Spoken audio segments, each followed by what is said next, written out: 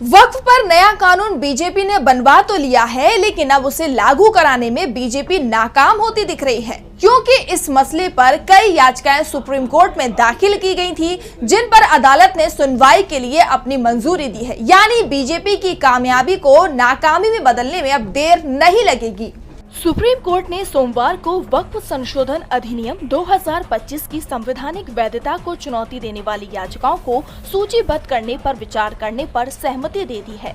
मुख्य न्यायाधीश संजीव खन्ना की अध्यक्षता वाली पीठ ने जमीयत उलेमाए हिंद की ओर से वरिष्ठ अधिवक्ता वकील कपिल सिब्बल की दलील पर गौर किया, जिसमें उन्होंने कहा कि याचिकाएं बेहद अहम हैं और इन्हें प्राथमिकताएं दी जानी चाहिए। प्रधान न्यायाधीश ने कहा, मैं दोपहर में उल्लेख पत्र देखूंगा और निर्णय लूंगा, सूचीबद्ध करेंगे। बता दें कि संसद द्वारा शुक्रवार को वक्फ संशोधन विधेयक पारित किए जाने के तुरंत बाद संशोधनों को चुनौती देते हुए शीर्ष अदालत में कई याचिकाएं दायर की गई।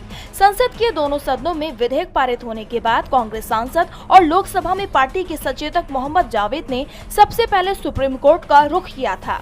अपनी याचिका में मोहम्मद जावेद ने कहा कि ये संशोधन संविधान के अनुच्छेद 14 समानता का अधिकार, 25 धर्म का पालन और प्रचार करने की स्वतंत्रता, आर्टिकल 26 धार्मिक संप्रदायों को अपने धार्मिक मामलों का प्रबंधन करने की स्वतंत्रता, 29 अल्पसंख्यकों के अधिकार और 300A संपत्ति का अधिकार का उल्लंघन करते हैं। वहीं जमीयत उलेमाए हिंद ने याचिका में कहा कि ये कानून देश के संविधान पर सीधा हमला है, जो न केवल अपने नागरिकों को समान अधिकार प्रदान करता है, बल्कि उन्हें पूर्ण धार्मिक स्वतंत्रता भी प्रदान करता है। इसी तरह ऑल इंडिया मजलिस-ए-इत्तेहादुल मुस्लिम ने भी शीर्ष अदालत का रुख किया। बीजेपी का दावा था कि इन याचिकाओं पर विपक्ष को सफलता नहीं मिलेगी, लेकिन अब वक्फ पर मामला पलटता हुआ दिख रहा है।